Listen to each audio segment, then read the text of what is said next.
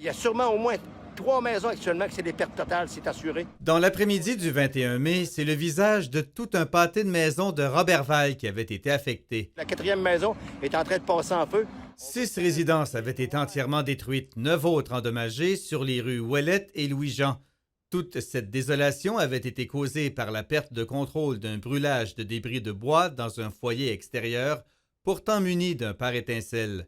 Le service des incendies de Roberval avait demandé à la Sûreté du Québec de déterminer si les accusations criminelles devaient être portées. L'enquête a été conclue ces dernières heures. Le rôle de la Sûreté du Québec est surtout de déterminer s'il y a eu commission d'infraction. Et au terme de cette enquête, les enquêteurs sont venus à la conclusion que la piste criminelle est écartée. Il s'agirait d'un incendie d'origine accidentelle.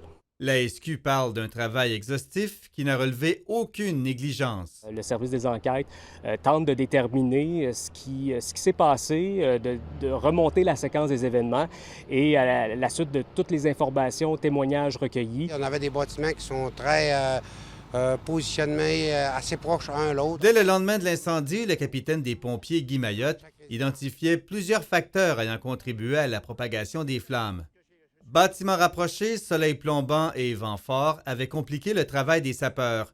Une interdiction de faire des feux à ciel ouvert était en vigueur, mais comme le foyer servant au brûlage des débris était muni d'un pare-étincelle, son propriétaire avait la permission de l'utiliser. Le capitaine Mayotte recommande aux citoyens de toujours utiliser un foyer avec pare-étincelle, de surveiller son feu, de s'assurer qu'il soit bien éteint et même d'arroser les cendres 1 heure après. Jean Houle, TVA Nouvelles, Saguenay.